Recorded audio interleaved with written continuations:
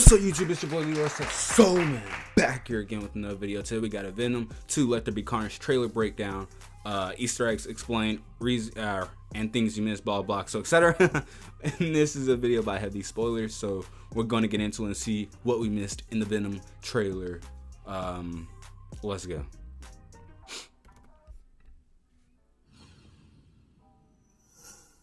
Welcome to the Heavy Spoilers Show. I'm your host Paul, and when this video gets out, we're gonna let there be carnage. Now, the trailer for Venom 2 has just dropped, and it's so good, Eminem is about to make the best rap song of all time about it.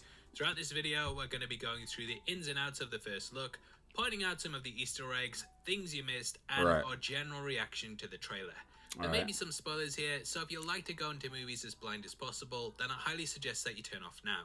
Don't forget to I don't mind, bro. I don't mind. And make sure you subscribe to the channel to never miss a video. Gotcha. With that out of the way, thank you for clicking this. Now let's get into our breakdown of Venom, Let There Be Carnage, the trailer. Now the trailer itself opens in San Francisco, which was of course the same place that the first movie was set. We can see Eddie and Venom are pretty much in an odd couple situation. Odd couple. The latter sings the song Let's Call the Whole Thing Off, which first appeared in the 1937 film Shall We Dance. This was about two people who would pretty much disagree on their pronunciation of words like tomato, tomato, potato, patata, and initially the song was about refined accents. Over time though, it's come to be used in pop culture films like When Harry Met Sally to pretty much show two opposites having to try and work together until they end up butting heads over it. We also see there is one rule, which is no eating people, something that was established at the end of the prior movie. Venom is clearly sticking to this, as he makes some waffles that look like the kind of thing I'd knock up the one time my wife asks me to make breakfast. Make it yourself, you moron. Now, I'd actually eat those. Mrs. know. Chen, the convenience store owner from the first film, who Venom of course saved. When Eddie walks past, you can actually see a cameo by Stan Lee as his face. Yo, Stan the Man Lee. Holy cow. I wonder, is that going to be his only cameo in the film? Probably, you know. Rest in peace to Stan, man. That's crazy. You can already see that in the trailer, huh? I wonder, is there going to be like a... I pulled out a chin here. But I wonder if there's going to be like a shot where he walks in or so, and maybe they kind of pan over it a little bit longer to kind of, you know, flash the idea. Because, like, you know, Stan Lee cameo, you know. But, wow, that's crazy. On a magazine cover. Now, we sort of play upon the prior movie quite a bit, as in the next clip, we see that Eddie has still been visiting Cletus Cassidy in jail, which of course ties into the post-credit scene of that film. We can hear Cassidy's voice narrating the clip, and he does the old speech, you know, the one that villains always do. You and me, we're not so different. That one, you know that one. Now we can see that the character has had his hair cut, and though it's not as ridiculous as the Sideshow Bob one from last time, it's still pretty bad. Now in his cell, he's carved childlike drawings into the walls. These include teddy bears and a tree in a later shot. Clearly they link back to his childhood, and in the first look we see Brock going through some similar drawings. According to leaks on the film, Cassidy has several victims that have not been discovered that Eddie is trying to find the remains of. This will of course bring closure to the families. And dude, they gotta go. Hopefully this is rated R. They gotta go full out with that, because Cletus Cassidy is a psychopath. He's a maniac. He's Carnage. You know what I'm saying? He's mentally just not there. You know what I'm saying? So like, I forgot this guy's like a, you know what I'm saying? It's a serial killer. You know what I'm saying? Dang, that's messed up. This is dark. I really hope this is rated R, because this is too, I don't know, I feel like it's just too dark of a story for it not to be rated R. Especially with Carnage, you know what I'm saying? Oh man, I really do hope they go full-blown rated R. They finally know what happened to their relatives. Whilst we can never fully verify leaks like this until the film is out, I think this is probably true, as we see a police hidden officer victims in the next of scene Cletus being Cassidy. played by Stephen Graham reading a paper. On this, the headline says, the Daily hidden Bugle. victims of Cletus Cassidy, I ain't even noticed. further tying back to this leak. Daily now, when the Bugle. policeman closes the newspaper, we can also see a headline that mentions an Avenger. I can't quite make out exactly what this says, but it does look like it says, Avengers leave Nightmare, perhaps hinting towards WandaVision. Now, Whoa.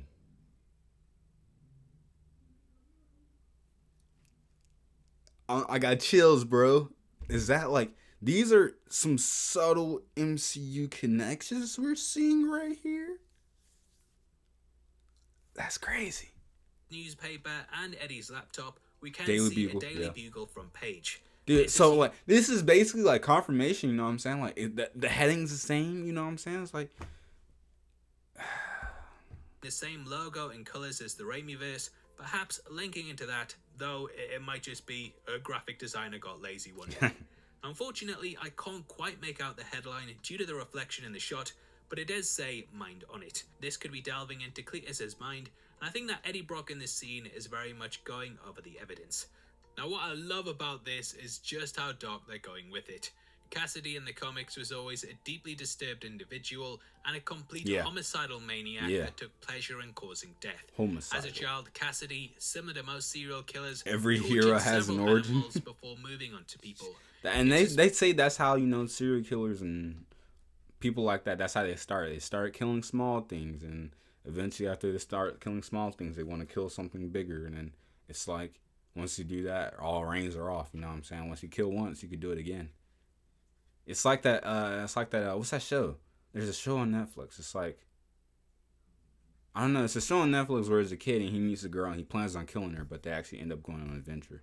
You know what I'm saying? I think you guys know what I'm talking about. I forgot what it's called. It's like season, it's like season 2 right now, I think. Season 2. Whatever the case, Cletus had a very messed up childhood that led him further down a dark path.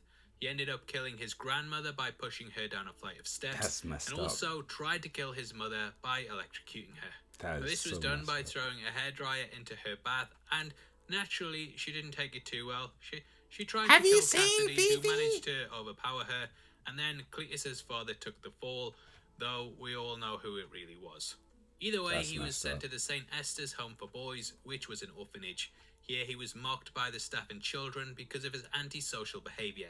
He pushed a girl who rejected him in front of a bus and ended up burning down the orphanage. Jeez, so all-around nice guy, and definitely someone that you really want to be friends with. Now, Cletus is clearly living his last days, and in the trailer, we see the preparation for his execution being put into I place. said that. Yeah, however, it backfires, and he manages to escape because Carnage takes over.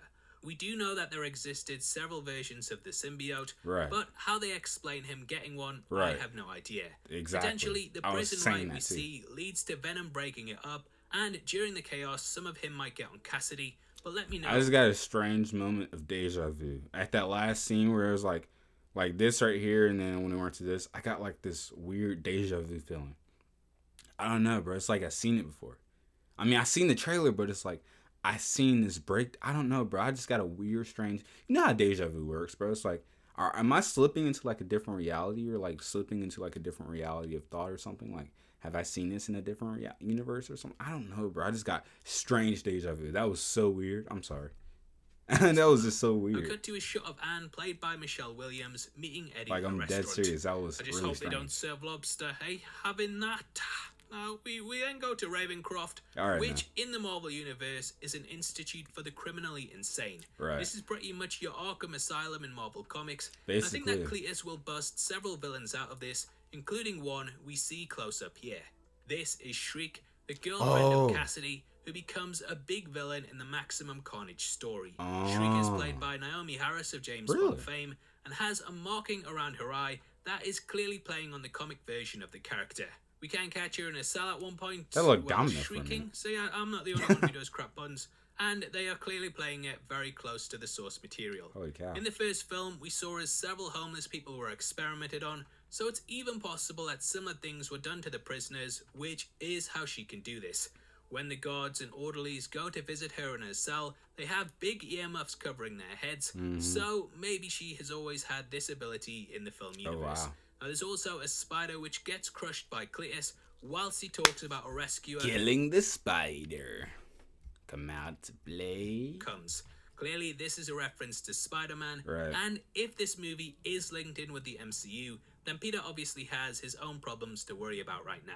Now, it's not too long before we get our first look at Carnage, and he looks incredible. It does. They really captured the look of the comics and managed to magnify the horrifying aspects of it. It looks good. He smashes helicopters and cars, and generally just looks great. Now, he also manifests several weapons, which was a big thing that he and the symbiotes in general are capable of. We then see the rest of the scene from the convenience store, and this is a callback to the first Venom trailer, which ended in a similar way. However, that's not all, and our final shot is of Carnage in a church. That's crazy. Why this is important that shot is because in general, symbiotes are weak to sonics, most notably church bells. Throughout the comics, churches have been used as key locations to bring them down, and at one point in the trailer, we do see Venom traveling to one. I think that this will be where the final battle is held at, and it will be how Brock manages to take Carnage down by using sound as a weapon. the spider. However, Carnage also has Shriek on his side, so it will be interesting to see how she is utilized, as she could provide a big obstacle for him. Either way, it's a brilliant finish to this trailer, and it shows the big bad off in all his glory. Now, before we get into our reaction, I'd obviously love to hear your thoughts on the trailer, so make sure you comment below and let me know. As a thank you for interacting with the video, you'll be entered into a prize drawn the 30th of May, in which we're giving away 3 copies of the Godzilla vs. Kong collection. All you have to do to be on the chance of winning is like the video, make sure you subscribe. If you look closely, Hong Kong has the word Kong in with it. your thoughts on the trailer. Winners of last month's competition. Honestly, Captain America and White Wolf so if that's you, then message me on Twitter. Every Friday it goes like Falcon and Winter Soldier. Okay, so as for the trailer itself, I have to say I really enjoyed it. I don't know what it is with Sony trailers, but this one and the previous one for Morbius both had. Oh yeah, I forgot about Morbius. The Morbius trailer was pretty good too. The studio are leaning into the darker side so I have to believe that all this stuff is somehow going to be tied into the MCU, because Morbius has Spider-Man references, and more specifically, it looked like it was references towards the Sam Raimi Spider-Man, and then this one also has slight Spider-Man references, but it also may be the Avengers tie-in. If that's maybe not, and also the Daily Bugle is there, but they look like the Raimi. So is this? I'm telling you, Spider-Man No Way Home is going to tie all this together. I'm calling it now. It's going to tie it all together. We don't have a rating for it just yet, but there are rumors that Sony are going to be going for an R. Hopefully. However, I don't really think that this will be the case, as they still want to sell tickets. With the company now being tied heavily into Marvel Studios, it does make sense that they would try and align themselves more with that. I mean, Deadpool 3 is apparently going full R, and that's like now it's like all under Disney. So I think they could do it. And I think they really would love could. to see an R-rated Venom film. Yeah. I highly doubt we're going to be getting it. You have Don't to say remember that, man. The first movie was meant to be rated R as well. I mean, that's and a we good point. all saw how that turned out. Now, R-rated comic book movies. But this is different. We got what's it called? So who knows?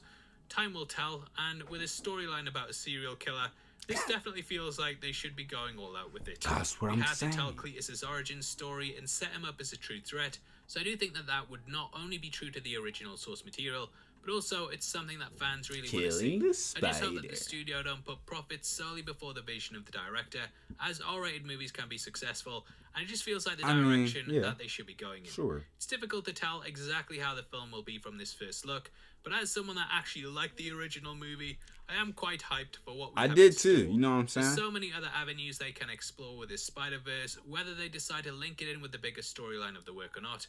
And I am kind of hoping that Sony use these characters to go down avenues that the studio heads at Marvel would be afraid to. Why I'm excited after seeing this is because it does indeed look like that is the route that they're traversing, and there are a ton of things in this trailer that have me extremely excited for the movie. At this rate, it's going to be one of the biggest comic book films of 2021. Which, probably, I think. Though it isn't hard, it does show that Sony have the potential to really sweep the board with their properties. Overall, this has got me really excited for the movie, and I can't wait to see that what scene it's like is crazy later this year. Obviously, I'd love to hear your thoughts on the trailer, and if there's anything we missed. Comment below and let me know, and if you enjoyed this video, then please drop a thumbs up, and make sure you check out our breakdown of the Shang-Chi trailer, which will be linked That on was a screen dope trailer right now. too. We've gone over everything you need to know about the characters in it, so it's definitely worth checking out if you have any questions over the film. With that out of the way, I've been Paul, you've been the best, and I'll see you next time. Take care, peace. Peace. Man, that was a good video by heavy spoilers. Very informational. Like I said, I really hope this is rated R. I really do. 2, I think Spider-Man No Way Home is somehow going to tie all this together. Maybe even Doctor Strange Multiverse of Madness.